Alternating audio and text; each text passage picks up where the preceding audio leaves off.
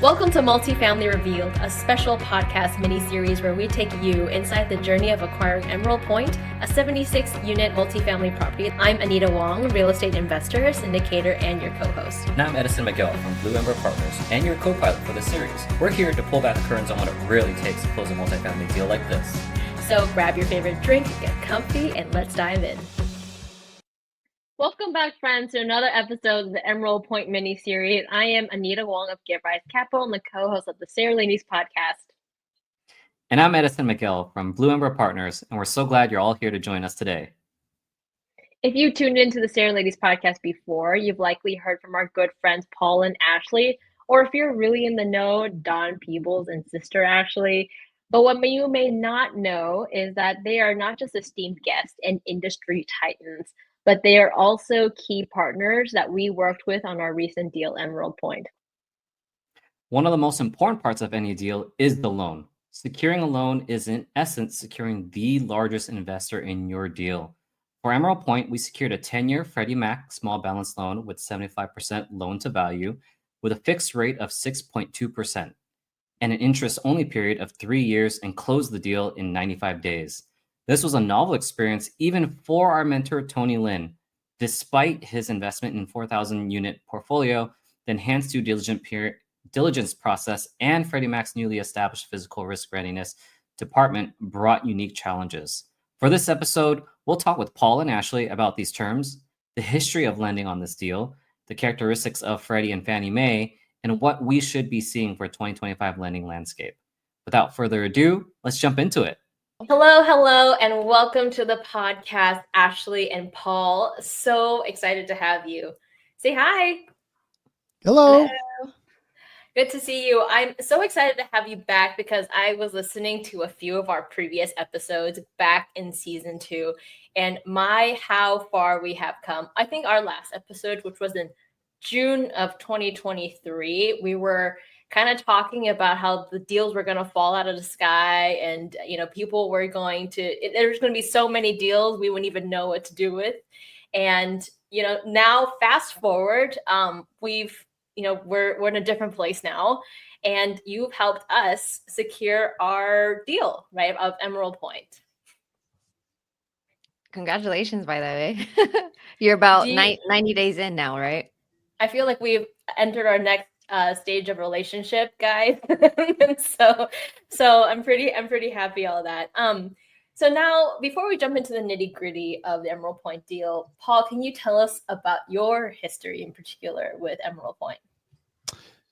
So this property is in Irving, Texas. So it's between Dallas and Fort Worth. I live in Texas, even though Anita and Edison, they all live in California. So I'm kind of the person that kind of oversees the lending here with the boots on the ground. I've done a number of transactions for the past sellers of this property. And so I probably have done maybe 4 or 5 transactions for people that have bought the property and then sold the property.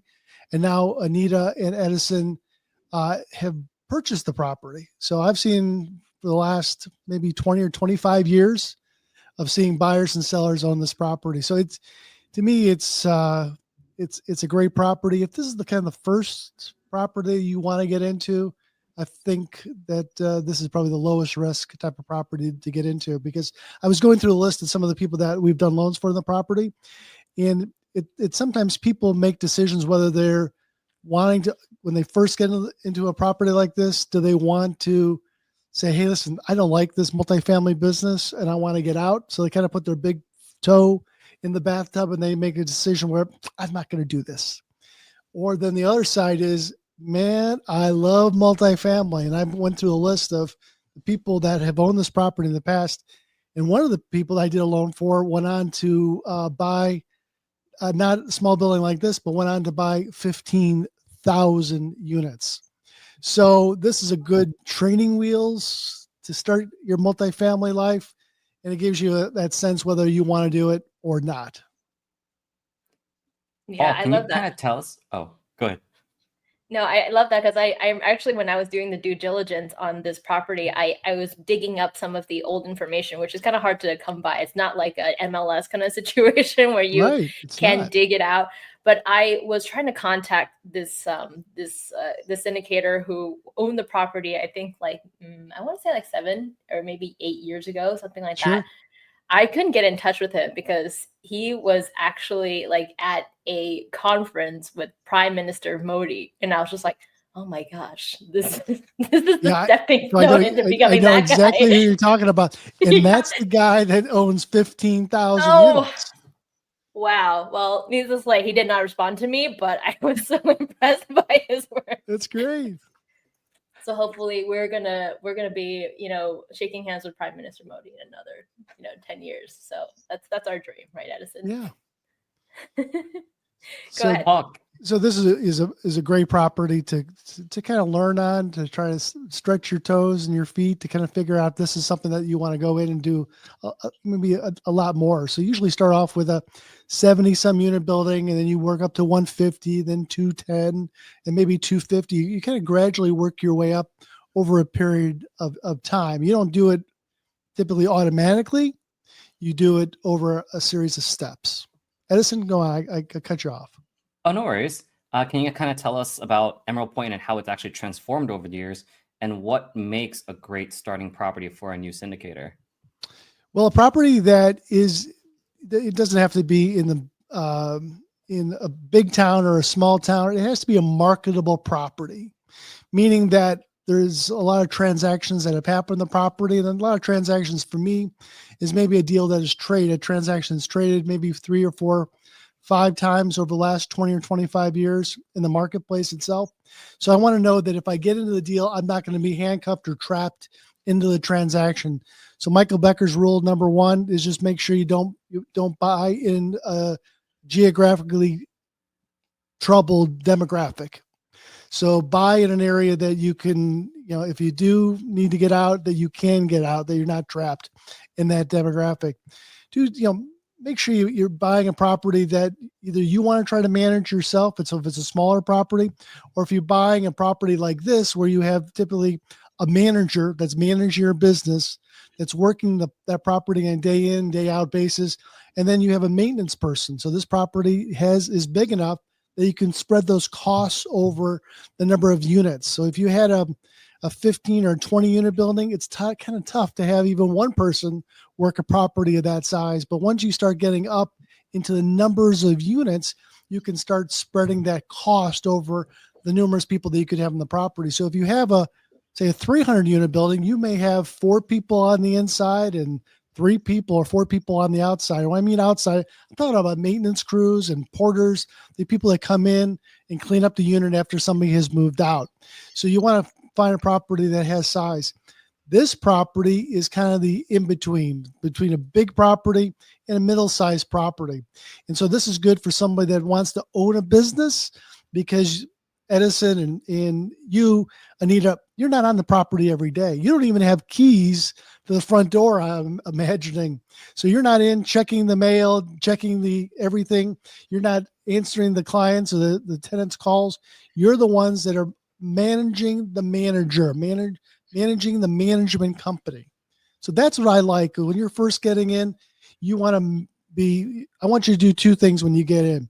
1, I want you to go out and find brand new real estate that you guys can buy as a group. And then 2, go out and raise money. So again, find opportunities to go out and raise money. And that's really probably my biggest suggestion is, if you want to be a limited partner, just be okay with that. Get that mailbox money. But if you want to be a general partner, go out and meet people, develop your circle of influences with friends, with other limited partners that want to invest with you. So you want to, present yourself out in your circle of influences as the person that they go to that knows something about real estate, knows something more about multifamily, that is either invested with other people. So you can go out, instead of just being a general partner, invest in other people's properties and be a limited partner. Start learning your baby steps. I think Anita and Edison have done in the past, is invested with other people and kind of figure out Do I like this business for one? And do I want to treat my customers like I've been treated in the past? So that's some of my suggestions. No, that's really great. Like that's definitely in some of the tips that you've mentioned. A lot of people have also echoed, and it's definitely the same in the industry. So let's talk broadly. How does someone go about qualifying for their very first loan? Yeah, I can take that one. So on the commercial side, it's a little bit different. So I would say there's three main qualifiers. So the first one is your the GP group's collective net worth should be equal to or more than the loan amount. So if it's a $5 million loan, collectively all of the people signing onto the loan should have a net worth of $5 million or more. And then the second piece is you should have the sponsor group should have 10% post close liquidity. So again, if we're using a $5 million loan example, then after all your closing costs, your down payment, everything like that, the collective group should have 10% of liquidity. And then the third piece is multifamily experience. And so that's been pretty harped on lately, is just having somebody in that group as far as multifamily experience. So if you're buying a 100-unit apartment complex, then you need somebody in your team that's signing on to the loan that has experience managing and owning a similar asset. And so those are, I would say, the main things.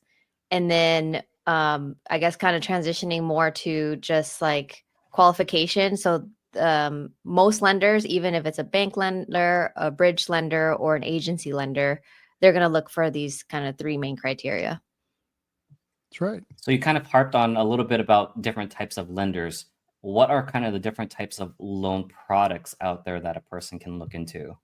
Yeah, so I think it really depends on the type of asset that you're going for. So there's a stabilized asset versus a not non-stabilized asset. And so like in the eyes of agencies, so Fannie Mae, Freddie Mac, they like stabilized assets. And what that means, it's 90% occupancy for the past 90 days. And so they want, good assets that they can finance, and, it's not distressed. And so that's one type of loan product. And that's probably the best type as far as just having stability. You get the best interest rate, you get the best terms. So, you get 30-year amortization. You can have some interest only period. And then again, the best interest rates. And then the other two types would be like a bank loan. And so a lot of folks use a bank loan if, say, for example, the occupancy hasn't been maintaining 90% occupancy for the past 90 days.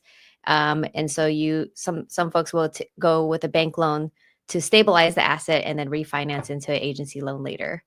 And then the third one, which we've heard a lot about in 2021 and 2022, is a bridge loan. And that is a short-term financing option where it's, typically a 3-year term.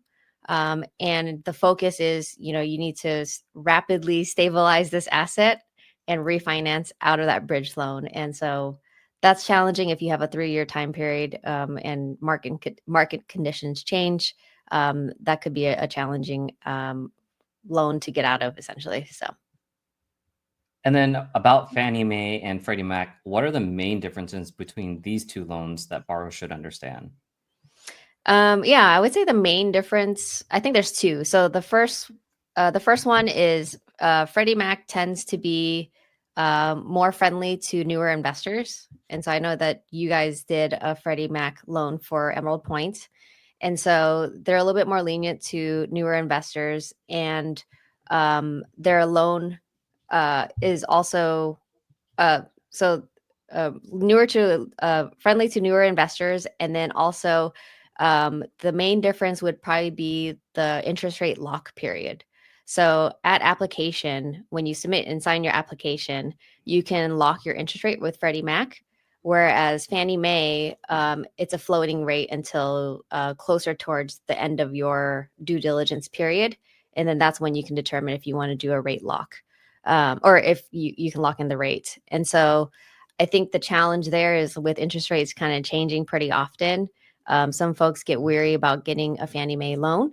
I think the benefit with working with like Old Capital or a lot of brokers would be that you have options for both. So you can kind of go down the path of, hey, let's lock in your interest rate on the Freddie Mac side now, and then go down the path. And then once we get close to closing, then we can look at both options. And then if we need to flip over to Fannie Mae because it's a better interest rate, then we can do that for you. I kind of call it the cheesecake menu of multifamily financing. Because you know how the cheesecake menu, they must have, 12, 13, 14 pages. I'm not saying that we have that many options, but we have a number of options that people are looking for, especially if you're kind of new to multifamily and we have to kind of hold your hand during that period of time. You want to call Ashley and her team over at Old Capital. Yeah, I want to add to that cheesecake menu because I feel like we got the back door, like a secret menu too. Because if you remember, we were at the bottom of the barrel, right? We were kind of heading downwards in interest rates, and and basically while we were in the middle of a rate lock, interest rates went down some more, and so actually Old Capital helped us relock at a better rate because of the relationship we had. I know it kind of seems like a bit of an exception, but you guys want to expand on that a little bit? Not at all, because we don't want to. Anita and Edison, they got the secret handshake type of transaction. Yep. Once you lock, you almost locked. You're done locking, but they were able to get a second lock at a lower rate. So congratulations on that. Yeah. Yeah, and I would say it's a lot of that builds relationships with so I think that again relationships are so important in trying to make the transaction work, and because these little details really make a good deal. Okay, Edison, do you have any more to ask them for that? The last question, I guess, is related to this is, as a new syndicator, what are some of the barriers and how can new syndicators structure themselves to better secure that loan in deals? I guess I'll do, Paul, you can add to this, but I think the first piece is that experience. And so I think, as I mentioned, there's like 3 qualifiers. So maybe you check for the first 2 but you don't have the multifamily experience. And so I think as a new syndicator, having no experience, partnering with somebody who has the experience not only helps you qualify for the loan, but I think it also helps you be successful in your first deal because they have tribal knowledge that you don't have that they can share and pass along to you during the deal. Yeah, I mean, the first transaction going from 0 to 1 is the hardest one because you don't understand the paperwork. You don't understand what's going on. What's your role in this deal? What do I do? How do I raise money? How do I do the physical due diligence in the property? Who's responsible for the appraisal? Do I have to run a credit report? I mean, there's so many different things that go on when you're getting into a commercial loan, because that's what an apartment loan is. It's a commercial business that you're buying or taking over. So a lot of people are not familiar. So having somebody like Ashley and her team at Old Capital, and they've done 7,000 apartment loans. So it's a lot different from talking to, say, your residential 1 to 4 person. You got to go with somebody that actually has done it a few more times, and that they're experts in this sector of residential real estate. Because not all the things are the same. So you really have to talk with somebody that kind of knows what's going on and can give you some options and kind of hold your hand during this period of time. Yeah, I think I remember when I think I talked about this in another episode, but I was surprised about how it was really the wild, wild west, I think, in this transaction. I think the fortune in residential transactions that most everything is boilerplate, right? Brokers and all the contracts that are given to individual residential owners are basically boilerplate that has been reviewed and re-reviewed by lawyers and realtors. In the commercial world, it's totally every single contract, everything is like a thumbprint. Everything in the minute details are different, and it really can catch you. So I think having someone with experience that can look through all those things, I would say it's going to take a few transactions. I wouldn't even say someone that has gone through one transaction wouldn't even know the entire bit of it. So having someone to hold your hand is really going to save you not just a little bit of money, but a lot of risk, a lot of money, and really put you in the front. That's right. Yeah. So, I think for our deal, I was mentioning that, we face a lot of red tape, even more so than our mentor, Tony Lynn, who has been through dozens of transactions, was prepared for. And in the process, they had extensive research into our financials, enhanced due diligence, even having to go through Freddie's new physical risk readiness department. And so I remember, submitting our due diligence engineering reports and needing to get on a conference call with you guys, with the engineers, and the bank was basically asking our engineer what they analyzed and what were their suggestions. And they gave us originally a list of repairs, and it was a lot of weeks of talking them down about, oh, this is actually not as serious as it comes out to be. So I just wanted to see if you guys could speak to that a little bit, because I know it's kind of been happening to more than a few syndicators in the last year. Can we see this as the new normal? Ashley? Yeah, I think so. I think the two main things to think about is the quality of the asset is really what Fannie Mae and Freddie are looking for, is like, if there are issues, can we mitigate it? And are these issues going to be popping up over and over again? And I think that's one piece of it. And then the second piece is the actual sponsor group. I know that they're looking much, much closer on the sponsor group in comparison to the last few years, because they realized that maybe the sponsor groups that were formed a few years ago were not that strong or did not have the financial means to support this type of deal. And so I think, all mistakes are new standard, are new SOPs kind of thing. So it's like, hey, something happened here, so we need to make sure that this doesn't happen again. And I think that's kind of what Fannie and Freddie are looking at. So maybe I can toss in a couple ideas too. One is, remember, with Fannie and Freddie, with the agencies, these are government-backed loans. And so these are also non-recourse loans. So if for some reason the whole thing fails and you couldn't get renters, you couldn't get income, for something were to happen to the transaction, you can just pretty much hand the keys back. And it's not really a blemish on your record, so to speak.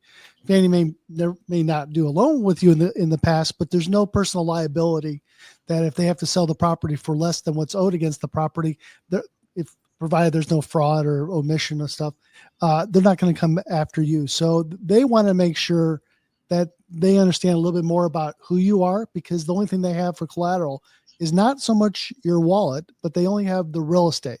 So they want to make sure the real estate is void of health and safety issues, because the tenants in this property, these are all taxpayers, the people that live in this property.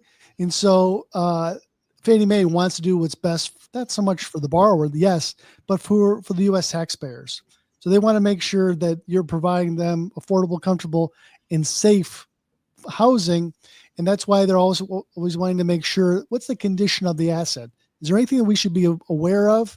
And one of the things that came up under your property is they wanted to make sure that the foundation was good. And so you guys got a little bit extra level of notice, because you had to make sure you put some piers in that property, and you're going to maintain, because maybe the previous seller had not maintained a foundation system of making sure the foundation was watered on the exterior. So you guys passed with flying colors. They loved you guys, and they were more than happy once they were explained what was going on. And we were more than happy to sit down with Freddie Mac and with the engineer, with you guys, and kind of tell our story. And as soon as they heard it from Anita, they were all in. They wanted to do the deal for Anita. So no problems with that. Yeah, so what do you suggest for, because we had to utilize all of our extensions, and actually in the beginning we actually weren't planning on actually putting an extension. Nobody was planning to go more than the required time, but we ended up having to use that because of all these enhanced due diligence. So I think for buyers, what are some practices that might be good in order to keep the transactions quick? Well, I mean, have all your paperwork up front done. And you guys did a great job of assembling all your personal paperwork and the paperwork for the property itself. I mean, the historical financial statements, the rent rolls, anything that has to do with the previous financials on the property. And you guys did a wonderful job assembling. Now, Freddie Mac in the last 8 or 9 months, just because what Ashley was saying, they've wanted to make sure that they're underwriting you guys to the ninth degree. So I don't know how long that's going to last, but right now it's in effect. And what I mean by that, they want to make sure that if you say that a tenant is moved out of the property and somebody's moved in, that they document that person has moved in. They want a copy of the signed tenant lease. They may want to see actually a picture of the interior of the property, that these people have actually moved in and they put all their furniture on the property. They may want to see a copy of the canceled check.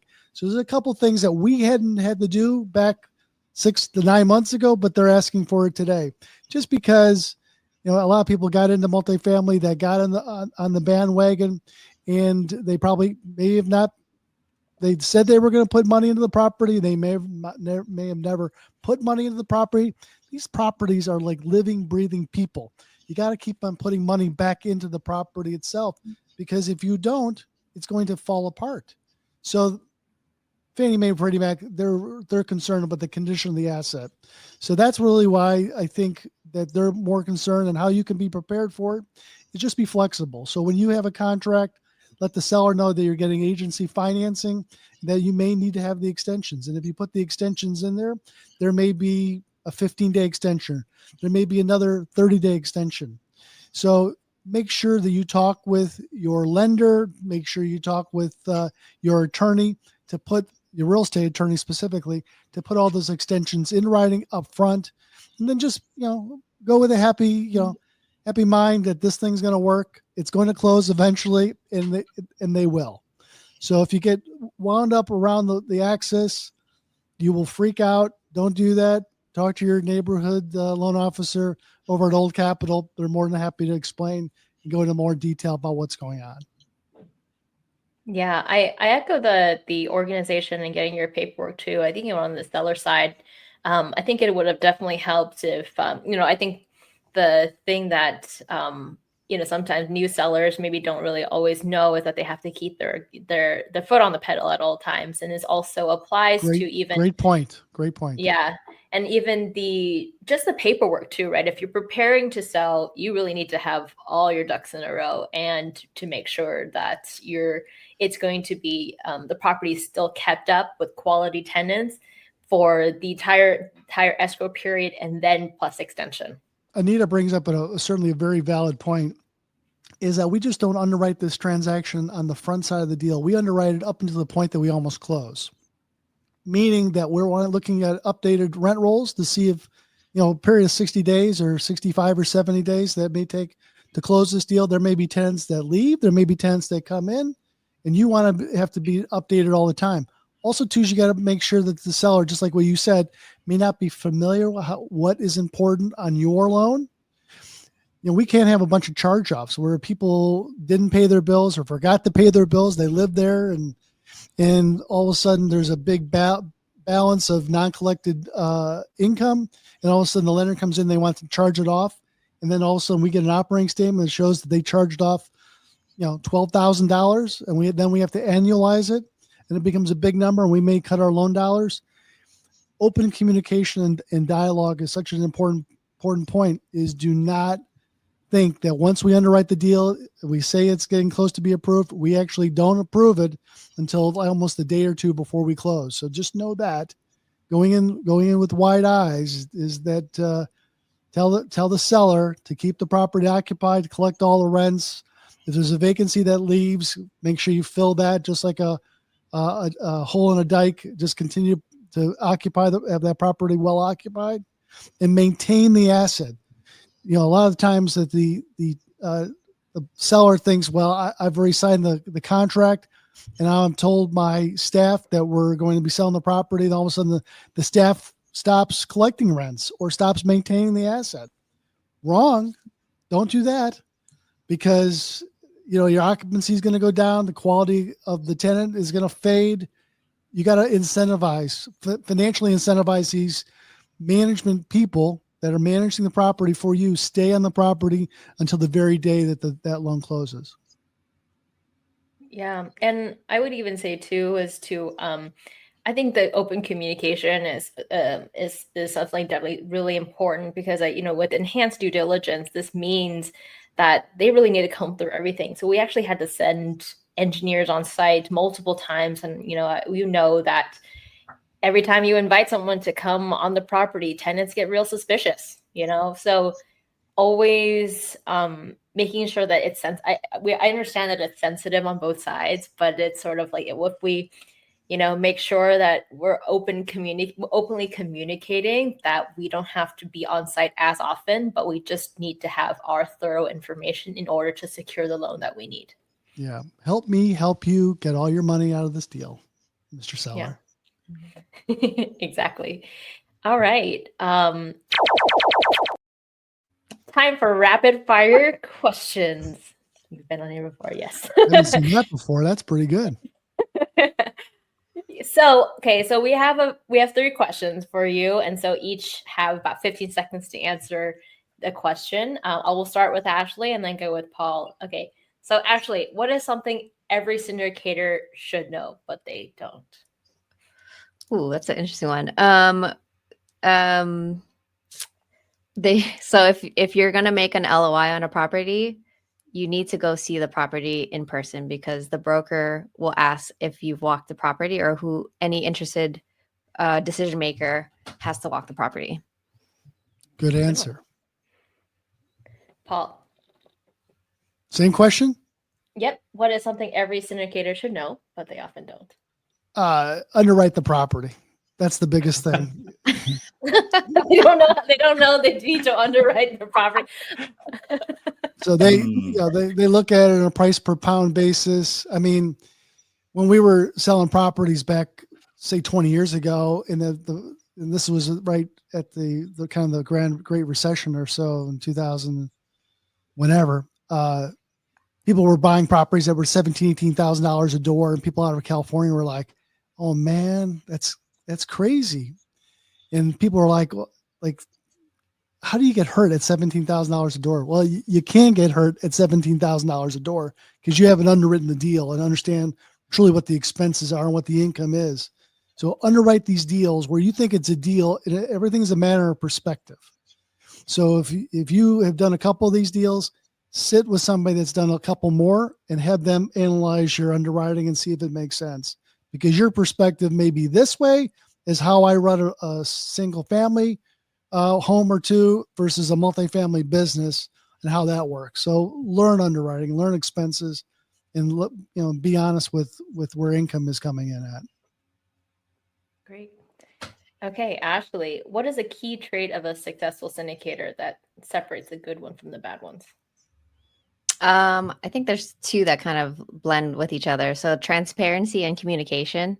So we talked about communication earlier, but communicating with your investors, communicating with everyone in a very transparent way, I think makes people successful and gives people confidence that you know what you're doing, and you're staying high touch with your LPs. So I've seen other situations where there's not much communication, or not much connection with the group of people that they're invested with.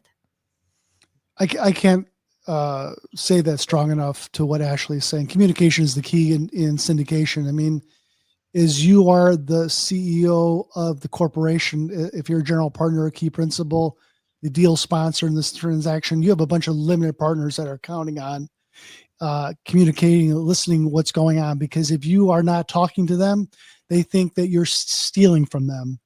So make sure that you are communicating the goods and the bads and the uglies.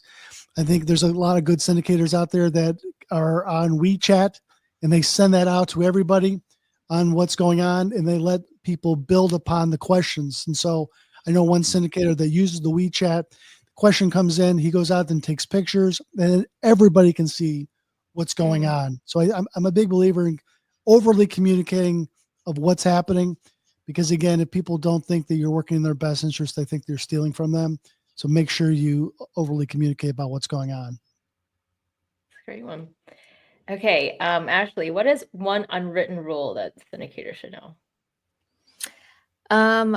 So I think, especially for a new syndicator, you obviously want to just jump in and get into the business. And I think there is an order of operations as far as like what you should do first before you do the next thing. And I think one thing I've noticed is I know a lot of new syndicators want to build relationships with listing brokers and, get those deals and analyze those deals and all of that. And I think first impression is very important because it's a small community of investors that are working with these brokers. And so I think before you get into those conversations with the brokers, you need to form your team and your story and kind of pitch that to them before asking them for their time. Because if you want their time, you have to show that it's worth their time. It's a great one. You have to have the entire package before you even approach a broker. Yeah. Right. Paul. Yeah.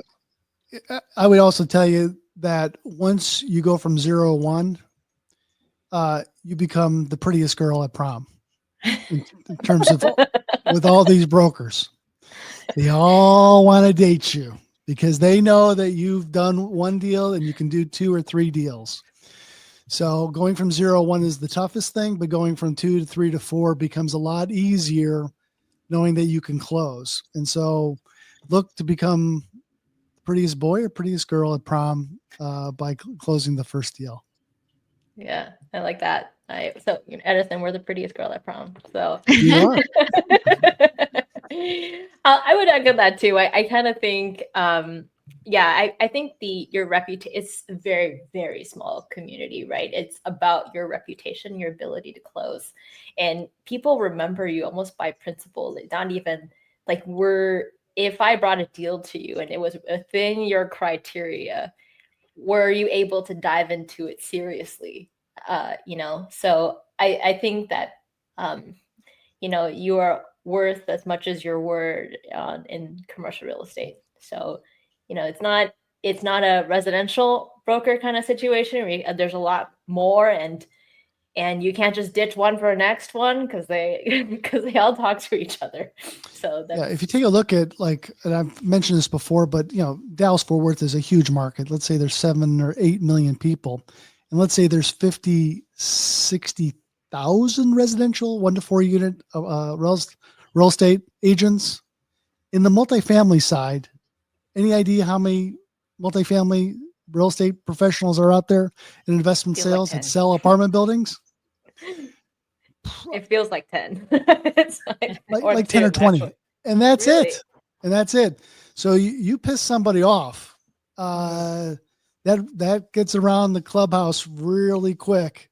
So can Edison close or can't they close?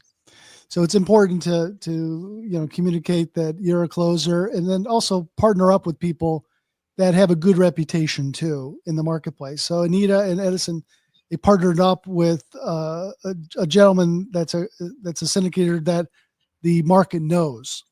So almost like joining a country club is that if I tried to get in the country club, they would not have Paul Peebles.